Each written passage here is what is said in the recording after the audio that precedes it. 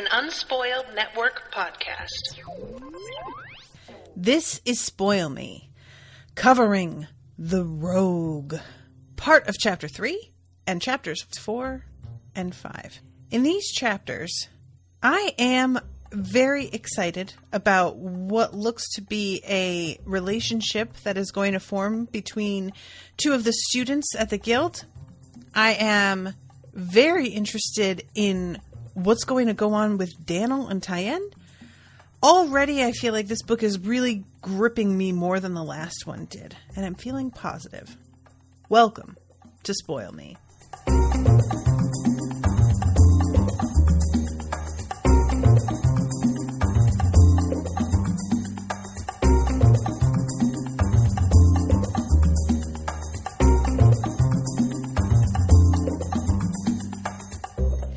Welcome to the show, everybody. I am Natasha. First of all, I want to thank Ashleigh very much for commissioning this episode. Hopefully, Ashleigh will be able to join us again like she did last time. So, reminder that I stopped partway through Chapter 3 last time because otherwise I was going to be pretty over my pages. But I didn't want to be super far under either. So, I stopped last time right after the Lorkin section where he has just gone through the judgments of the women. And so this time when I start, I'm with Dannyl, and he is about to go into the palace to meet the Sachakan king. This is a very weird encounter. The Sachakan king is seeming to take it for granted that Dannyl either knows about or can find out about a type of magic that will allow him to communicate with Lorkin that other people don't know about or haven't thought of. He does that thing that royalty does, where they tell a person to do a thing and they're just not concerned at all with the viability of the order. Doesn't enter their mind, because why should they care? You'll get it done, and if you don't, I will not be happy, and you know that. I don't need to get into all the nitty-gritty about what I'll do, but I think you're aware I'm royalty. I could do a lot, and you probably, just for your own health, want to make me happy. And this is one of those things that drives me bananas about, like, another book that I'm reading. This girl she is royalty, but, like, kind of far down the totem pole. And she actually has no money. And the queen assigns her to host a royal family from a neighboring country. And she isn't concerned at all about whether or not this is something the girl can do. She doesn't have any servants at the time. You know, this is just not really a fair thing to ask. But the queen doesn't think about, can you afford it? The queen doesn't care. The queen is here to tell you what to do. And she does. And that's essentially the Sachakan king as well. Martin's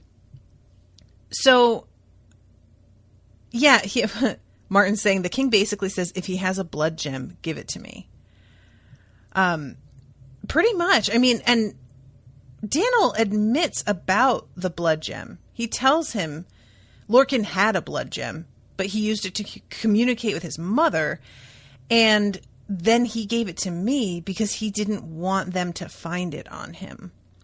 And there's a feel to me of the king's response, like he doesn't really believe Dannyl.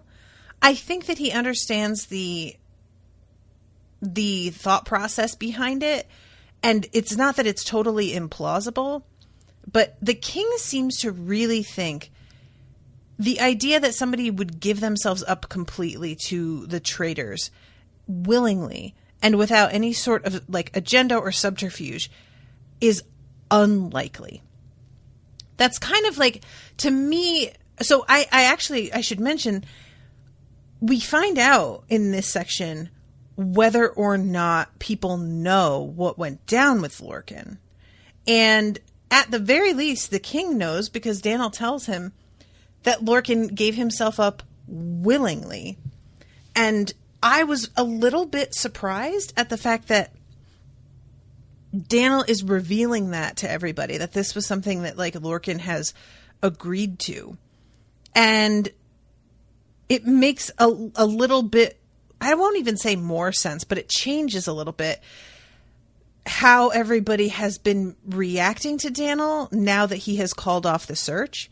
The idea that he would call off the search if this kid had just been captured and taken, that was something that I kind of was like, I sort of understand why they're like side-eyeing him for just giving up on this kid. That really doesn't look good. But it turns out they're side-eyeing him for allowing the traitors to keep him, whether or not he has agreed.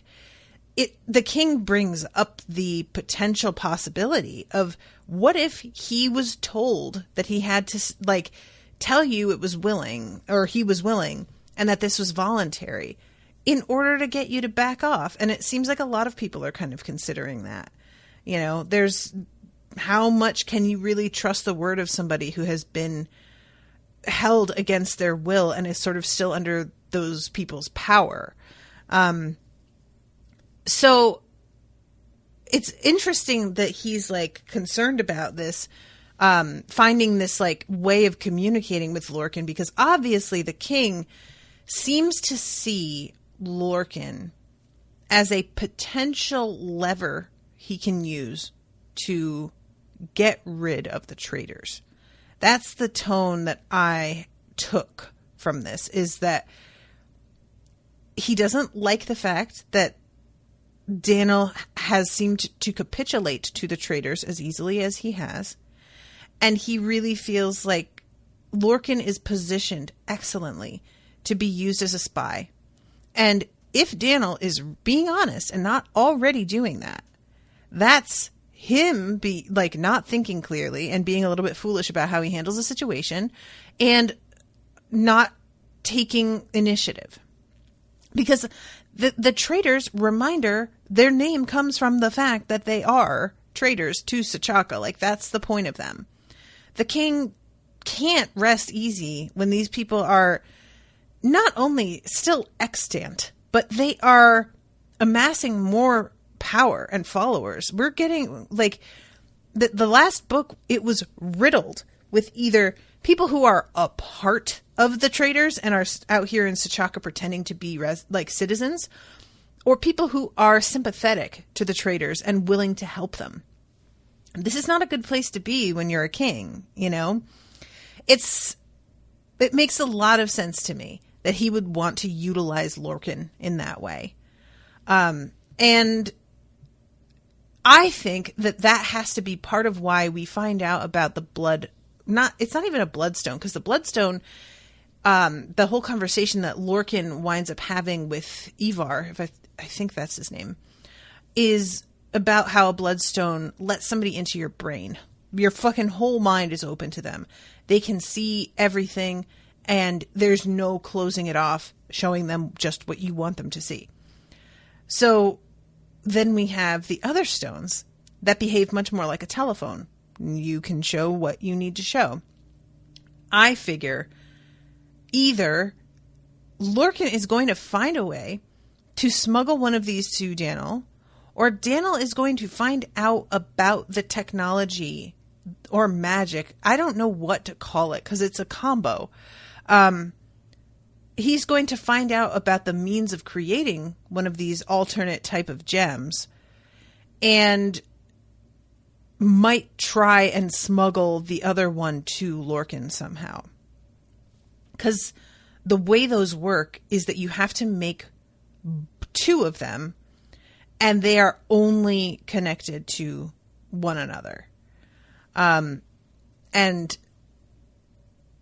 I really wonder, because there is that tracker from the Duna tribe who told told Dannyl about how the traitors stole some of the secret knowledge of the Duna tribe for themselves, including, I believe, the mind block stone. I think that was them. And I wonder if he's the person that Dannyl's going to go to ask about any potential other methods of communication. So anyway, I'm getting way ahead of myself. I mean, the meeting with the king goes on a minute, but that's kind of the majority of the conversation, is him trying to get Dannyl to agree to figuring out a way to communicate with Lorkin. And the other portion of the conversation is a lot about Tayend. And it seems that the king is sort of like, Dannyl's assuming, based on what Achati told him, that the king is aware of his relationship to Dannyl. And he's saying how he found Tayend to be witty and insightful. This is the way to really like twist the knife when you are going through a breakup. Is for somebody to tell you about the things they like about either your ex or soon to be ex, and remind you about what you liked about them in the first place. And Dannyl's already irritated because when he comes into this room, this is the first time, I believe, that he has had this meeting with this king. And when they sit down, they're looking all like at all of the beautiful. Oh, Martin says second time. Okay. Thank you, Martin. But he's looking around at all of this stuff. Oh, it's the first time in the audience room. That's what I'm thinking. Because this is a place that he isn't really familiar with. And Dannyl is complimenting him on the hangings on the walls and the beautiful statuary and all of these, like, you know, really heavily jeweled cushions and things like this. And he says, he tells Dannyl, your friend the Eileen ambassador was particularly taken with the glassware. And Dannyl is a little bit fucking salty because it took him a little while to get a meeting, evidently. But Tayend comes in and he's only been here a few days. And boom, all of a sudden he's out here meeting with the king and being like spoken of well by him. That's gotta hurt a little bit. And this is the thing about Dannyl. I really like how intelligent Dannyl is. Don't get me wrong. I like that he thinks things through. I like that he is a thoughtful person. But I do remember a Dannyl that was a bit more gregarious, I feel like, when we first met him. He seems to have lost some of his personality. And I don't know if that's just me, if that's supposed to be like the effects of age and what he's gone through. I used to find Dannyl a fun character to be in his head. And I find him extremely bland these days. So Tayend getting involved here is giving me the lift that I need. And I am also sort of sympathetic to all of the Sachakans who are seeming to enjoy being around Tayend more than Dannyl. Dannyl is just extremely focused on his scholarship and doesn't seem to be as interested in like forging friendships and relationships as Tayend is. And the thing is, like, one could say that means that Tayend is like less serious about whatever it is he's doing. I don't know why Tayend was sent here. He's the new Eileen ambassador, but they tend to send ambassadors with a maybe not like specific objective in terms of like I have a mission to accomplish, but often there is something that they've been told to like pay more attention to or put a little effort into finding some information about this thing. And I don't know anything about Tayend's motivations here. All I know is that he wanted to come and Dannyl told him no. So he found his own way there. And I don't know what exactly he's after here, because Dannyl comments in the beginning of this book on how, not even the beginning of this book, the beginning of the last book, on the fact that Tayend seems to be much less like interested in scholarship than he used to be. That was sort of the thing that brought the two of them together, was a shared interest in knowledge and history. And Tayend seems a bit more social lately and doesn't really appear to be enjoying the kind of scholarship that Danyll's doing fixed in one place. I think that Tayend enjoyed it when it was paired with travel, and there were opportunities for going places and meeting new people and all of this stuff. But when it's just sitting in a library, it just doesn't seem to hold the same intrigue for him. And it may be that the only reason that he really wanted to come is because he was bored and he just wants something to do. And that sounded really exciting and interesting. And that might be part of why he has been interested in other guys, because that's something that Dannyl sort of like hinted at as well. He seems to think Tayend is seeing other dudes behind his back. And it's almost said, and I wish that I like had the quote in front of me, but I remember him saying it in a way that sort of seemed to suggest that he wasn't even that mad about it, that it was like, and that Tayend wasn't being particularly discreet, and that Dannyl kind of was just like, you know what, if you're going to be like that, fucking fine. And just sort of like, with this resentment, like, let it go. And I might be misreading that, but I feel like that's the vibe I got when I read that before. I could see all of that just being like rooted in Tayend being bored and feeling like Danyll's not paying enough attention to him. And that is something that happens in relationships. You are really into a person and they absorb 1,000% of your attention and your time. And the longer a relationship goes on, the more you take for granted that that person will be there whenever you're done with doing X, Y, Z. You have time still to go and see them later. You can deal with this later. And eventually that person starts to fall down your list of priorities, and they know that's happening. They feel it happening. And Tayend might be fucking around to try and make Dannyl jealous. And Dannyl just like was really passive, and that's disappointing to him.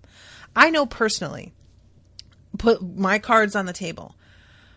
Most of you know that my relationship with Owen began like while I was still married to Brendan. I started like chatting with him, and it didn't start off sexual. Like it wasn't that kind of thing.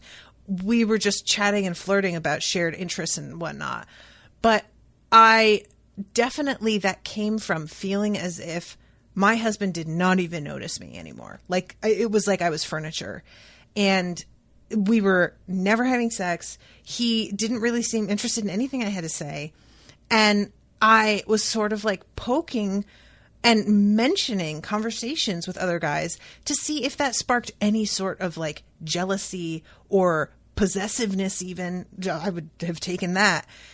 And it was like, it just didn't really, it made him angry at me, but it didn't seem to do the thing that I was going for, which was get him to put more effort into things. It's sort of, he seemed to do what Danyll's doing, which is be like, well, if you're not interested in like being 100% loyal, I'm not going to beg you to stay. So fucking go then. And I don't know, you know, Martin's over here saying, you think there's no possibility of Dannyl and Tayend getting back together? I wouldn't say no possibility. But they need to have like an honest conversation about things, because it's pretty clear they are not on the same page at all. Tayend going and getting assigned the position of Eileen ambassador and showing up here, and Dannyl never hearing a word about it. There's apparently been no letters from Tayend telling him what's happening. This is like, you know, and Dannyl is thinking about it this chapter about how when he arrived in Sachaka, he didn't think of him and Tayend as officially broken up. But now that they are here together, it feels much more officially like they are not together in a romantic way, because they are being so formal with one another, and there is no sense of partnership there. There's no like camaraderie. There's no sharing of information. It just feels like this. I can't help but wonder if Tayend heard Dannyl say, "Oh, I'm going to Sachaka," and Tayend was like, maybe this is the perfect like opportunity for us to reinvigorate our relationship again. And when Dannyl tells him he can't come, he's like, are you fucking kidding me? And decides to come anyway and be like, I am going to do what I can. But he doesn't know how to really say that, you know? I don't know. This is all conjecture based on the relationship that I left and what it was like for me to be with somebody who just didn't seem to see me the way that they had anymore.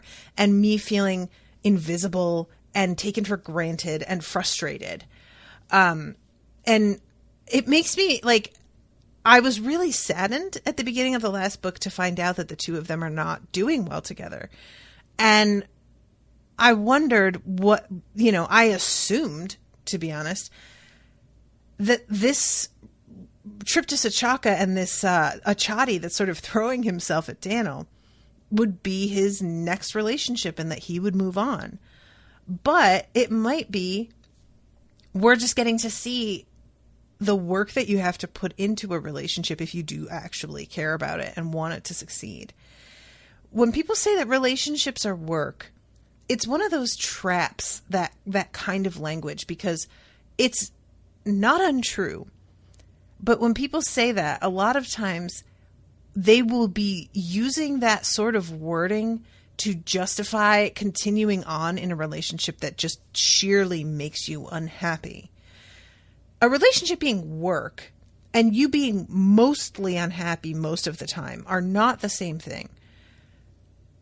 When people say it's work, what I hear is you need to continue to remember this person isn't always going to be there. You need to behave as if they have other options, because guess what? They do. Whether you're married doesn't even matter. Like, you should treat that person like they can get up and leave at any time, because they literally can. Marriage is not a prison, you know? So when the word work to me is really effort. You can't just sit back and be like, well, I got them and now that's it.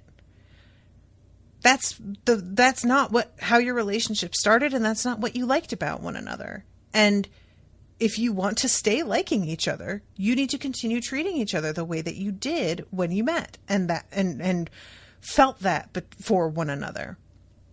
So I'm not against the idea of Dannyl and Tayend like working things out and getting back together. I'm actually feeling a little bit more like I might get it now. And Tayend sends Dannyl to the like market later on, and it turns out that Dannyl hadn't even gone and didn't realize that there's like this whole section of the market that is filled with like old books and scrolls and all of this like information just sitting there waiting to be purchased by somebody who understands the significance of some of this writing. And Dannyl never even knew it was there the whole time that he's been in Sachaka. Tayend's been here like a week. And he's gone to see the king. He's found out about the fucking market. And he's like forging all of these different relationships with other like Sachakan men and getting information. He's networking the way that Dannyl doesn't seem to know how to do. And I'm a little bit surprised at him. I thought that he would be better than this. And have a little bit more like curiosity, I guess, to go out to the markets and things like this. And I'm wondering if that stems from like Dannyl's being so very uncomfortable with the whole slave issue.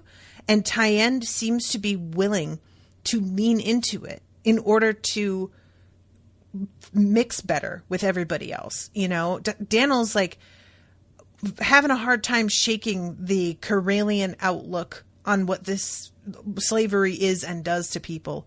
And Tayend is more like, I'm in Sachaka. I can't stop slavery by myself.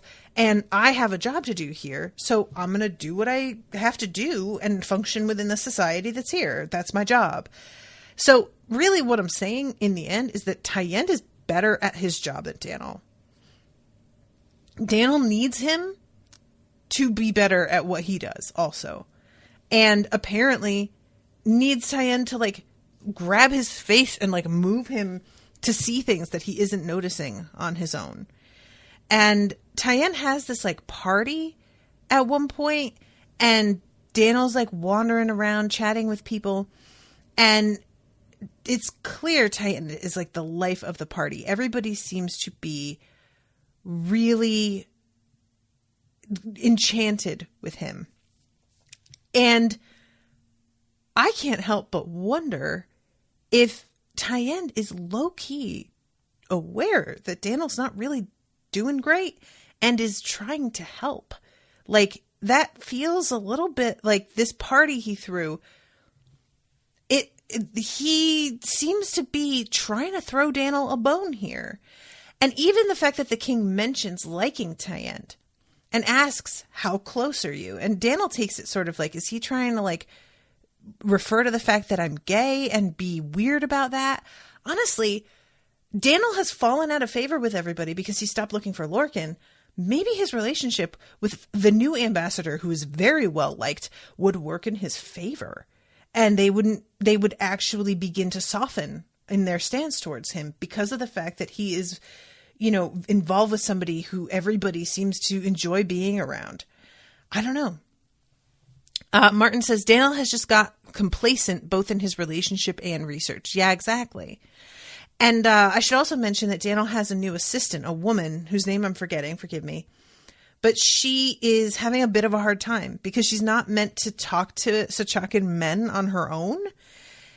It's like a kind of a weird gray area because she's not with Dannyl in that sense. So technically, she's not Dannyl's woman, but she is his direct inferior. And so they sort of see there being that territoriality there anyway. And there is a taboo against men speaking to the women of other men. So when they have this party, none of the Sachakan men want to speak to her. And it's not even like they genuinely don't. It seems like they just don't really know what to do. Like they're very awkward and uncertain. And I'm curious to see how this winds up, because this girl is a sort of last minute addition, she feels like, in my mind. And she is sent to speak to some women who are apparently very, very anti-traitors. One of the women blames the traitors for the death of her husband. And when she gets together with Dannyl after the meeting, she says, I don't know what's going on there, because only the woman whose husband died seemed to genuinely hate them. The other women just kind of, I didn't really get the sense that they were super anti-traitor, and I'm not sure that this is what it looks like. So I guess we'll find out more about that as that unfolds. I think I've pretty much like talked about everything that goes on with Dannyl in that little monologue there. I'm trying to think, where is Lady Maria. That's his assistant's name. That's right. I forgot to mention that when he's in the market, they come across some Duna tribesmen selling gemstones. And they're very eager to sell them, of course. That's what they're there for. But they also have these bands that go around legs and arms that have stones on them. And there's, to me, a bit of an implication that this has magical significance somehow, but I don't know what that looks like. Maria seems pretty interested and wants to, they say that like next time they'll bring some for her to purchase, because the one they have is like not for sale. And Dannyl asks them if they know Un. And these two dudes are not happy to hear that name at all. And they like cover and continue to be polite. But Dannyl sees that they are both not pleased for him to have even asked that question. And I am boiling with curiosity about that, because I am really into getting yet another like race. I don't really know if that's the right word, but getting another like country and race involved in the story. And when there's like this sort of intrigue, because these dudes seem genuinely like upset at the name.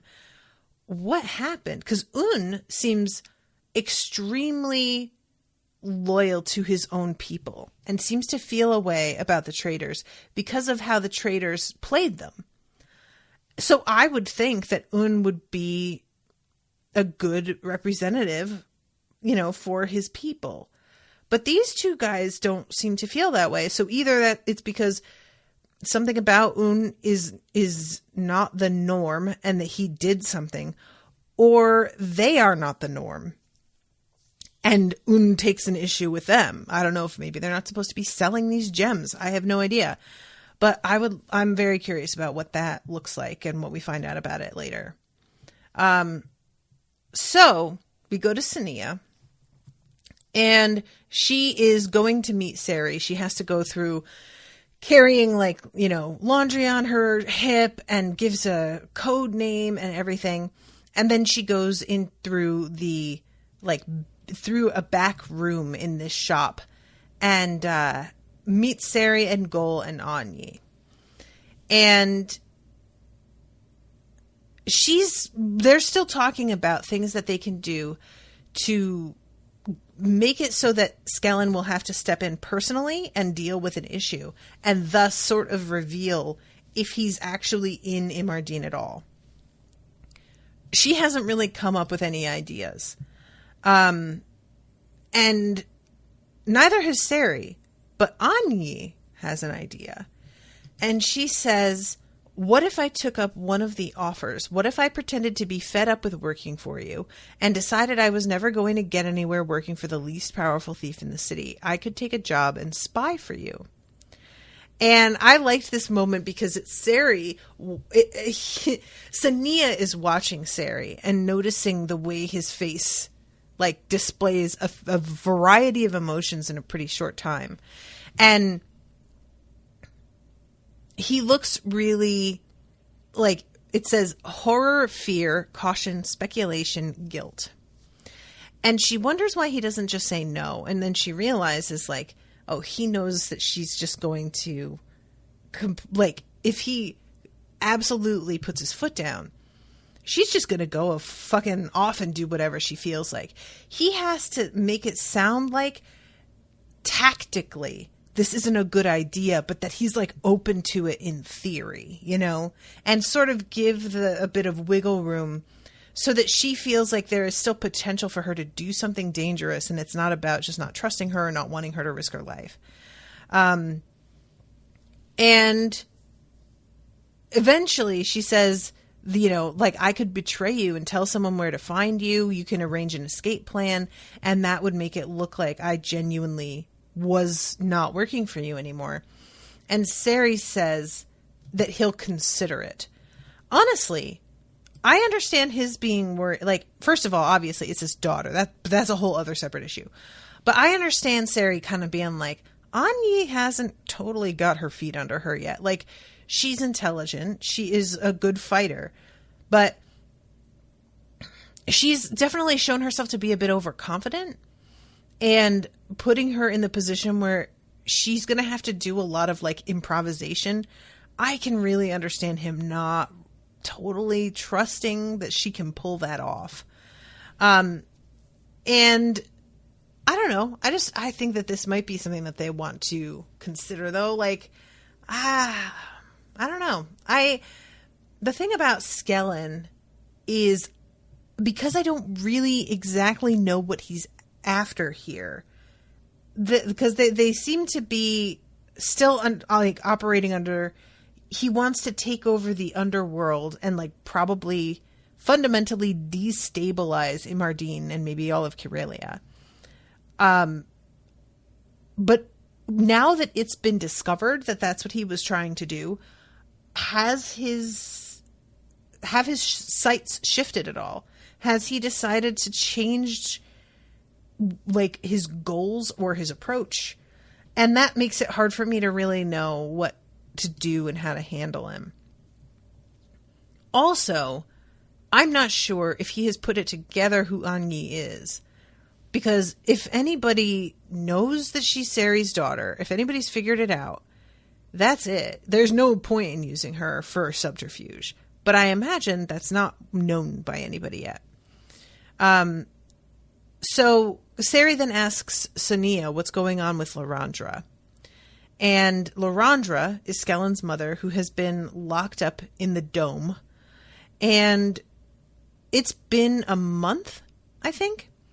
And she has still not said a word.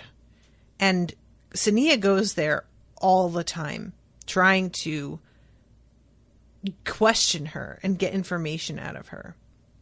She says, some of the higher magicians don't like me talking to her, and I suspect Administrator Osen only agrees to it because he thinks it would be cruel if nobody ever spoke to her. Kaylin told us that she doesn't know where Skellen is, so they can't see why I bother questioning her. They don't see that mind reading has limits and that she may be able to guess where her son is if prompted. I doubt I'll ever get permission to read her mind myself, and talking to her is all I do. She never says a word. And Sari says, I know that feels really stupid, but that sort of thing does wear people down. So you do need to keep at it. And he asks, why don't they just block her powers? And she says, the thing about offending whatever country this woman is from. And Sari is like, honestly, really? This bitch came in here to help destabilize our country and we give a fuck about hers? No. Fuck them. And Sonia seems to be kind of like in agreement with him at this point. She says, I expect she'll be even less cooperative if we block her powers. And he says she might be more cooperative if you suggested you might remove the block later. And that's not, spoilers, something that they can actually do. That's like that would just be a lie that they tell to get her to cooperate out of desperation once she realizes that they can do that to her. And this is like, I think it's one of those things that I understand the tactic behind it, and I'm not averse to lying as a means of interrogation in theory. It's, obviously what I'm talking about is like something like this, not with police or something like that. Although I believe, according to the law, police are free to lie when in an interrogation. But regardless, this strikes me as the sort of thing that could definitely backfire. Like, tell her that, and then it turns out that she does want to help you, and she finds out that you were full of shit after. I don't like what would happen there.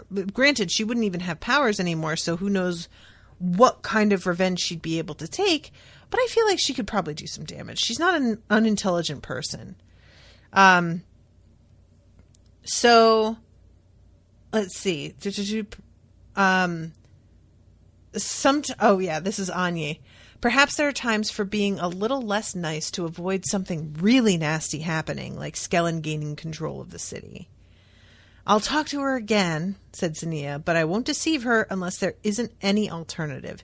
Even little betrayals tend to have nasty consequences later, which is exactly how I feel. And what makes me a little frustrated at the fact that Sonia does tell her later that that they're going to block her power, but that they might be able to give it back. And I really, like, she says, oh, well, I won't do it unless absolutely necessary. And I'm like, does this feel like it's absolutely necessary at this point? I don't know. It doesn't seem like that's really I don't know. It didn't seem like they were in a particular position where time was running out. I mean, she says, like, we'll block your powers tomorrow, but this girl will still be there to question. I don't know. So we go to chapter 4, and this is from Lilia's perspective. And Lilia is going to go and hang out with Naki. And she, like, reminder, Lilia has 2 friends, Maddie, and I'm trying to remember what the other girl's name is. Froge, that's right. Froge and Maddie both got boyfriends and basically, like, dropped Lilia like a fucking third, fifth wheel. And understandably, Lilia feels a way about that. This is one of those things that's so hard because, like, I see it a lot, especially with women who their identities in society, we have been so conditioned to think of ourselves in the context of a relationship that continuing to put our friends first does not come naturally once we get involved in a romantic relationship a lot of the time, because we are told that men need to have 100% of our attention if we are romantically involved with them, that's like part of the deal. And it's part of like the whole culture behind it. I don't know how many of you guys have seen this, but I've seen a lot where dudes are free to go out and hang out with their friends and get drunk and, you know, have like a hangout sesh. But women frequently, it can be a little bit tougher for them to do that and have the time because so much more is put on them. And I know also in just this situation with like Lilia and her friends, they are all in school, and chances are these are some of the first relationships that they've had. And when you are like growing up and getting involved romantically, it's a brand new, unfamiliar thing that's extremely engrossing, and it can take over your entire, like, all of your time and energy, you know? So I have some sympathy for these girls, but I also really understand Lilia being frustrated, especially because it seems like Lilia is either gay or bi, and so doesn't really have the same, like, desires that these girls have, and doesn't seem to really understand what she's interested in yet. And so it feels sort of like at a loose end where it's not even that Lilia's like, I want a boyfriend too. I can't believe that you guys ditched me and I'm all alone because I don't have a boyfriend. She's more just like, guys, what the fuck? Because she isn't feeling that draw to anyone in particular. And she might, and that might change. So anyway, she runs into her friends as she's leaving to go to this sleepover. And she's a little irritated because she was hoping to get away without them even seeing her. And they come over and ask her where she's going. And when she tells them, they said, Maddie says, oh, you have friends in high places. And later on, she overhears Maddie and Froge talking to one another, saying something about how they're not good enough for her anymore.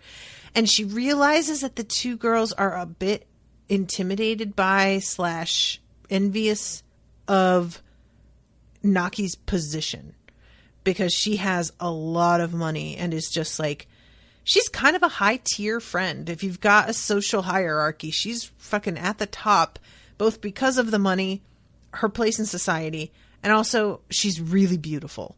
So her friends are kind of feeling like, oh shit, she's ditching us for like a cooler, more gorgeous, interesting friend. And low key, Lilia is like, yes, that is exactly what I am doing. But Froge says something like, you know, they say things about her, don't you? And Lilia is taken aback by this because this isn't like some girl who always gossips and is like fucking talking shit about people behind their back all the time. Apparently, Froge is not that type. And so for her to say something like this to Lilia, it must be something sort of significant. But Lilia doesn't ask her. She just says they say things about everyone. And then immediately is like, God damn it, I should have asked her what it was, because now I don't even know. And we find out later, people suspect that Naki is gay. And that's not something that is looked on kindly, reminder, in Kirelia. So I don't know if it'll be the same deal as it was for like Dannyl, because Dannyl's life was nearly ruined by what's-his-face spreading rumors. And it turns out the guy was right about the fact that Dannyl was gay, but he was just saying shit that wasn't actually true at the time to fuck with his life. And I'm wondering if much has changed since that all went down, if things have become a little bit more progressive. But based on the way the students are behaving, I would say no.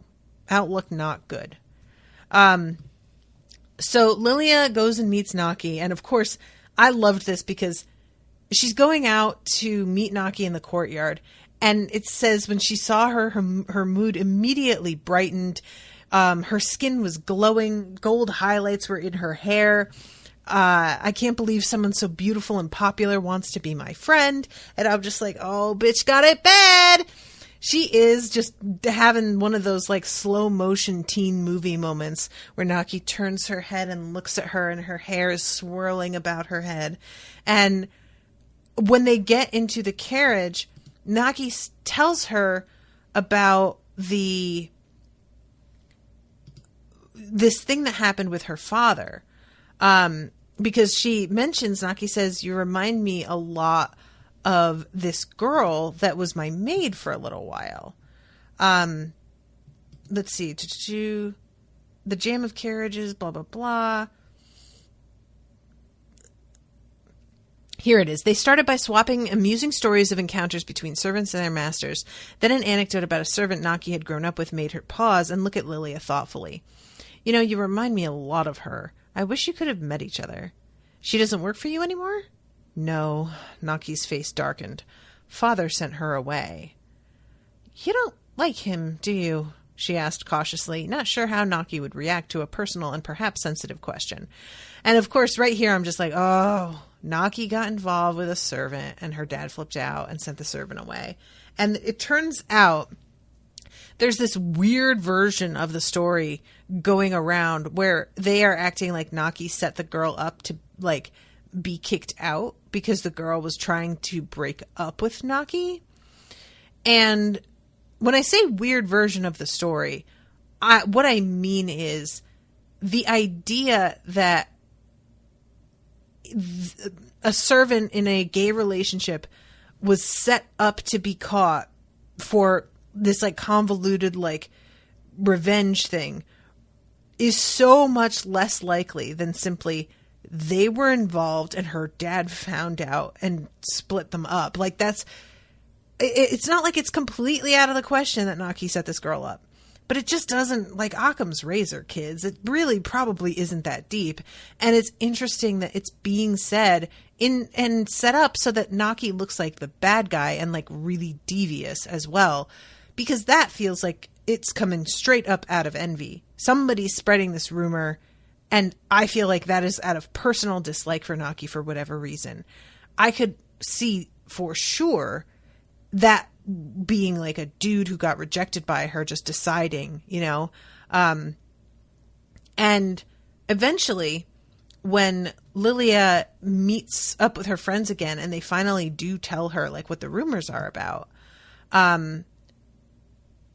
she kind of says that to her friends, like, you know what people are like with starting rumors. She's a gorgeous girl who has rejected a bunch of people.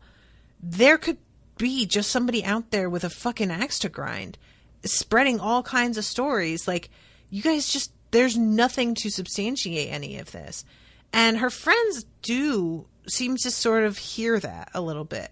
They're not totally won over, but there is a part of the argument that feels like it could, I mean, in this school with the mixture of rich and poor, spreading rumors has to be like just such a huge deal anyway. And I think it seems to resonate with them that that is potentially what's happening here. But it ends with Lilia realizing that when they tell her that Naki might be gay, she doesn't have the like reaction of horror and dismay that she's supposed to have. And later on, when she's thinking about it, she realizes that the news of that is making her feel a little bit weird. And she's wondering if this means something. And it's just the very barest flicker of her beginning to like think in that direction. And yeah, I just like, I'm so here for Lilia realizing that she's gay or bi. I mean, I don't get the impression that there are any dudes who have caught her eye. That's not to say that there wouldn't be any, but either way, it's clear that she's got like a major crush, and I'm here for it, and I just hope things don't go badly for them. So, okay, let's see. We have the party with Dannyl and Tayend. I'm trying to see if there's anything that I missed in that conversation. It doesn't seem like it. Oh, right. Okay. So let's go to Lorkin, and he's visiting the Traitor Queen. And I'm trying to remember her name. Cause he tries to call her, Pelaya. That's her name.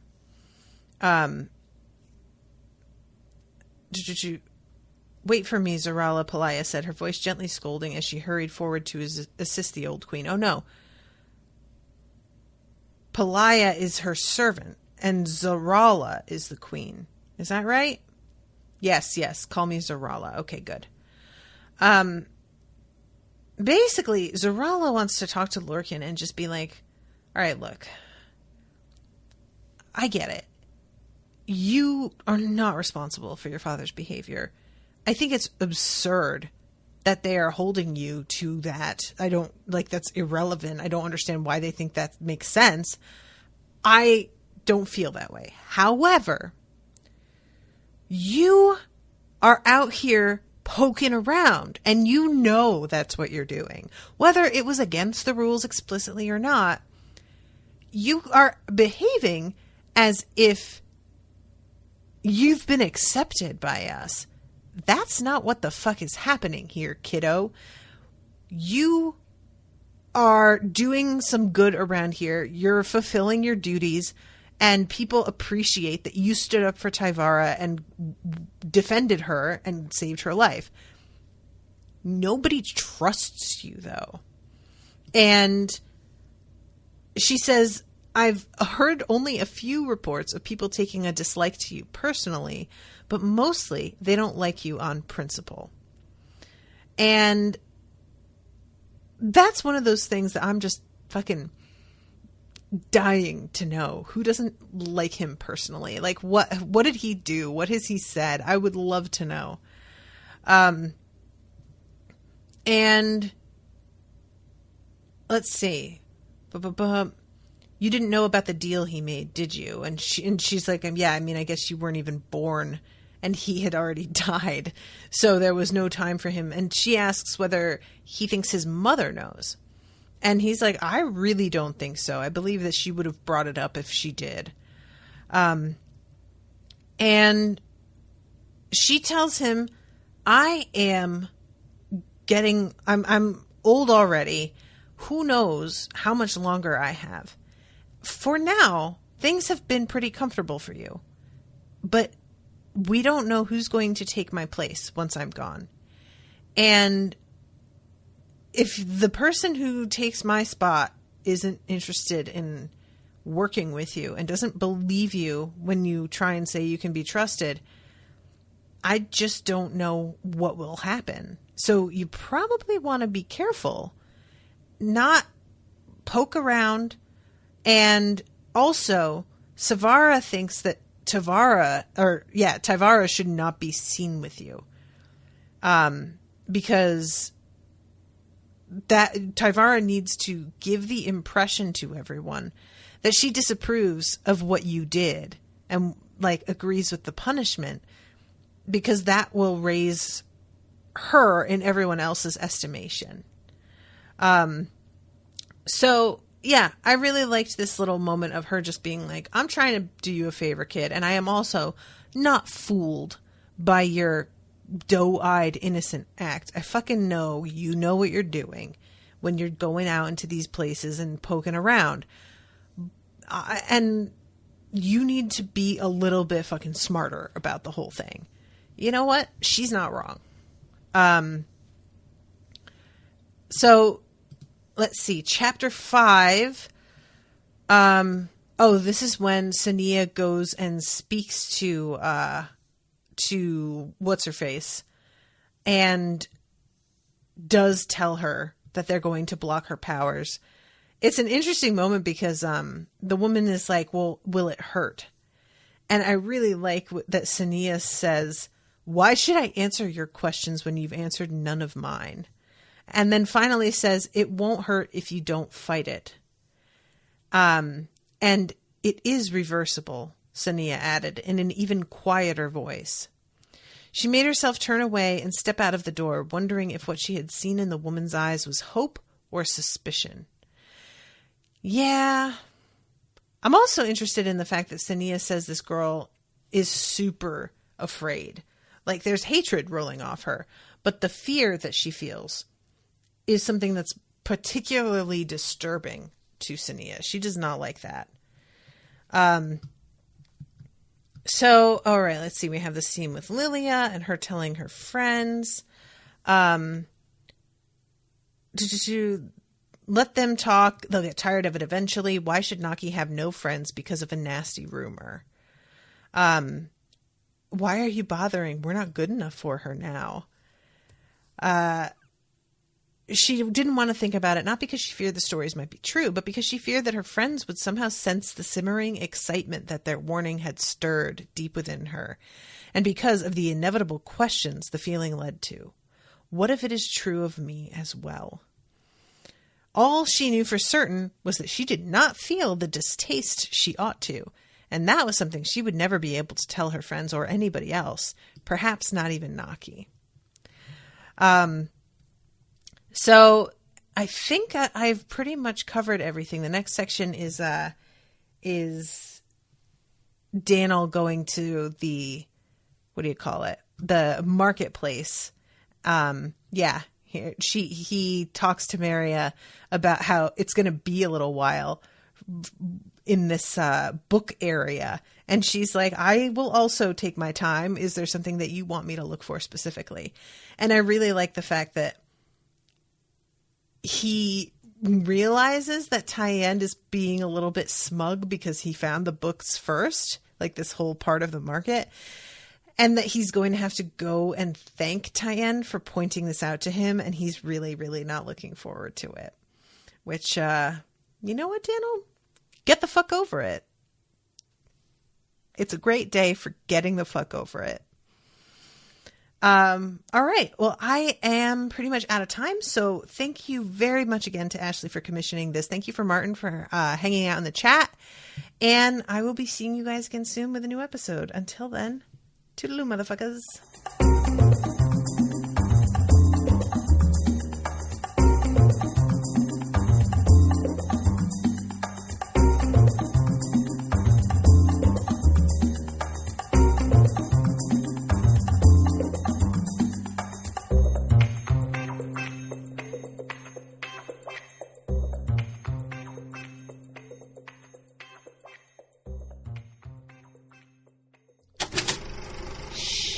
That was an Unspoiled Network podcast.